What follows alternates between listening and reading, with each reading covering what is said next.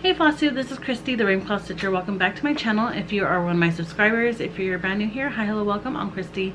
I'm a cross stitcher. I'm a huge Harry Potter fan. That's my channel where I mostly talk about cross stitch. Today is February 2nd, 2024. I just got home from running a few errands and I am editing some videos. Yes, I felt like I had to do a video, but I wasn't quite sure. I wasn't quite ready yet. So I did my errands, and I came back. And I just want to let you guys know, there's quite a few changes coming to this channel. As you can tell, I'm doing some Stitch With Me videos and time-lapse videos.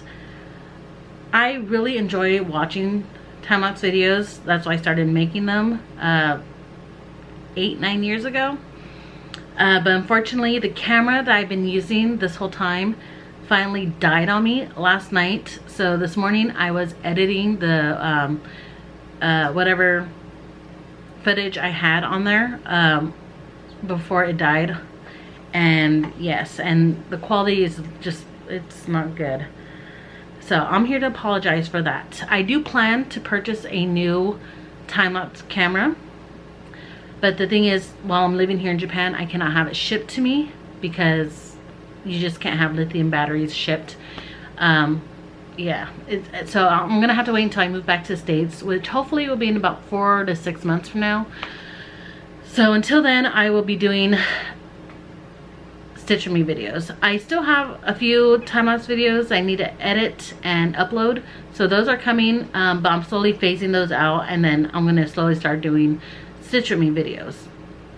I noticed that my camera has been acting up the last few months. So that's why I have both time-lapse and Stitch With Me videos on this channel, and they're the exact same things. I was recording both of them at the same time on 2 different cameras because I was playing with the GoPro to see how that would work as a either time-lapse camera, which the quality in time-lapse was not good on it at all, but the Stitch With Me videos, the quality is so much better. So that's why I'm transitioning to Stitch With Me and no longer doing time-lapse for the time being.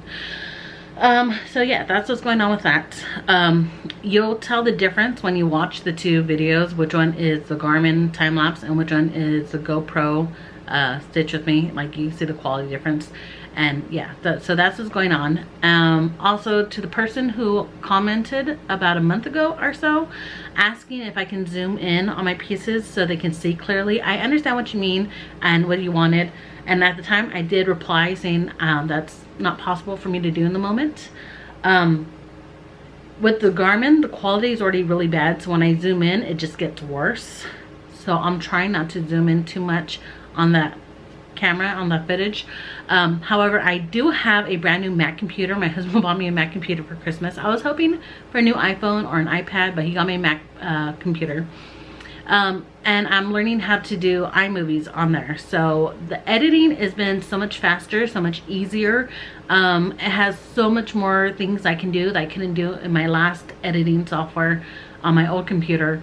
So I have a lot of changes that are coming, a lot of changes, and I'm really happy and excited about it. And for that person who asked me if I can zoom in, yes, as of now I've learned, like last week I learned how to zoom in and how to do picture in picture, which here is a picture. Yes, I finally learned how to do all that. So those videos are coming within the next week or 2. I'm slowly phasing out all the other old editing that I've already done, and I'll be phasing in the new stuff. So all that is coming very, very soon. Please be patient. And yeah, that's pretty much all I came to talk about and to update you on. But since I already have the camera going, I'm going to go ahead and show you the updates I have on stitching. The only thing I'm not going to show you right now is I'm currently working on the Stitch Your Own Adventure Letters from Hogwarts. I'm on the last chapter. I'm almost done. I think I have about 1,000 stitches left for it to be finished. I really want to knock that out because Middle Earth already started, and I want to get that going. I don't plan to finish that. Well, obviously not. It is a stitch along, and there's a new chapter that comes out every other month. So chapter 1 already came out, and there's a total of 6 chapters, I believe. So I want to at least get it started, even though I know I'm not going to finish it. So I want to hurry up, finish the Letters from Hogwarts first, so that I can start that one. The yellow duck, which is the rubber ducky that I've been doing the time-lapse videos, that is complete. I already finished it. It is a gift for my niece who had a baby, but because she had a baby, I had to mail it quickly, and I didn't take any pictures of the piece before I mailed it, and she already received it. I did do a video. It should be uploaded in the next week or so, where I ironed it out. So hopefully you can see it from there, how it came out. So yeah, another finish for the year is my Tinkerbell. My Tinkerbell is finally done, and here she is, if I can figure out where the top is. This piece, I've been working on her for the last 10 years, and like I said many times before, this was the first PDF I ever purchased on Etsy, and the shop is no longer on Etsy, so I have no idea where you can buy this chart. I don't think it's available anymore, and honestly, with the Disney crackdown on Etsy with all the Disney stuff, I'm not sure if this is available anymore. So there's that. But yeah, another piece done. This was about 14,063 stitches. Typically I do about 1,000 stitches a day, so that should have taken me 2 weeks to do. I don't know why it took me 10 years to finish it. I think it's because there's only 2 colors mainly. There was, well, actually 3 colors, because there's 2 different blues and then the rest is all black. I guess I can tire of seeing the same color over and over and over again. But towards the end, I was excited about having a finish and finally finishing it after 10 years.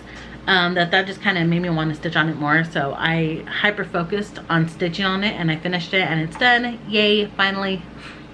Obviously I still need an ironer. I have all the friction pins still on there, so I need to iron all that out, and then she is done and is ready to be put away. The other pieces I've been working on is my magic temperature cell. Let's see if I can, okay. January's done. This is a temperature cell that I wanted to do for 2023, which is our last year here in Okinawa. And yeah, 2023 is over with, so I need to get on this and start stitching on it. My goal is not to finish this before I move, but I do want to stitch as much as possible before I move. I want to at least finish February and possibly start March. But we'll see how that goes. Next is All Aboard the Hogwarts Express. This is a piece that I am trying to focus on. I have other pieces that I need to work on too, so I'm bouncing back and forth. But I'm pretty sure I can finish this before I move. So I'm currently about halfway. And the last thing I have to show you right now is my Will-O-Wear. This one's also halfway done, and it is another piece I'm trying to finish prior to moving back to the States. So I want to finish this while I'm here in Japan. And yeah, that is all I have to show you. It is a short video compared to what I usually do. And yes, as always, if you have any questions, go ahead and put them in the comments below, and I'll try my best to answer them. One question I got recently, and I get all the time, which I don't mind answering, is what is it that I use for the fabrics, the lines and everything. These are friction pins. That's what I use. I can find these all over Japan. I think because they make them here in Japan, it's a little bit easier. I have found so many friction pins. Everything in here is friction pins. Actually, no, take that back. It's all Pilot, 100%. It's all friction, 100%, but not all of them are pins. These are pins, and as you can see, the tips are different. Is it gonna focus? Okay, the tips are different colors. That's because of different size. So this is a 05, And then this one's 07. So 07 is the one I like using on a 14 count fabric. So I would use this on a smaller fabric, possibly 18, 20, 22. These are all the ones that I have in 05. In the 07s, I have more. I already started putting a few in a pin case that I plan to take with me when I travel. So I already have them ready to go, but here's some that I have left that I probably won't put away. This is a 10. That's the size of the pin. It's not gonna focus. Let's see, will that work? Yeah. So yeah, I have that. These are fine tip markers. They're also friction pins. Let me open one up for you. It's not gonna focus. My camera's only focusing on my face, so I can't show you. It's a super fine tip marker. And then these are super fine tip pins. It's called Finer Line. All of these have a little silicone rubbery tip on the end. That's what these little things are. So when you write on this on a paper, you use it like an eraser, and you just kind of erase it and it goes away. These ones you can find everywhere in the States. So I found these at Walmart, Target, Staples, anywhere they sell office supplies, you can find these. And these are the caps. This is how I was first introduced to friction pins. I currently love these ones that you just kind of click. And just a FYI, the inside of the refills, it's the same thing. It's the exact same thing. So I do have the refills. I bought a bunch of refills here in Japan before I move. I'm gonna go buy more. I want to get some black ones. I have 4 blue packs right here, and there's 3 in each pack. That should last me for a few years, but I think I might go buy more. Also, there's highlighters. So this is a yellow highlighter. Here's a blue one. And the highlighters work the same way. So what I do after I finish a piece like the Tinkerbell, I just hit it with the iron and I iron out the friction pins. The markings come out with heat. So yes, when I'm working on a piece and I'm using a paper chart rather than using my laptop, I use these friction highlighters to mark them off. In the past, I've used a regular highlighter and I accidentally marked the fabric, and that does not come out. These, I don't have to worry about that. It's friction pins, friction highlighters, so when I iron the piece, all that is going to come out. The one thing I do recommend is to not use the red, especially when working on light fabrics. The red kind of stays. It doesn't come off completely. It's a pain. I do not recommend using the red.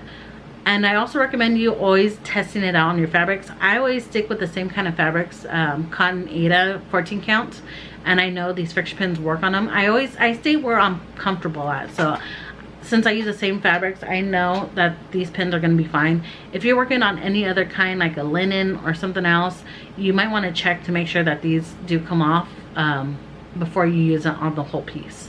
So yeah, do not use a red. The only time you'll ever see me using red is if I'm stitching on something. Let me see.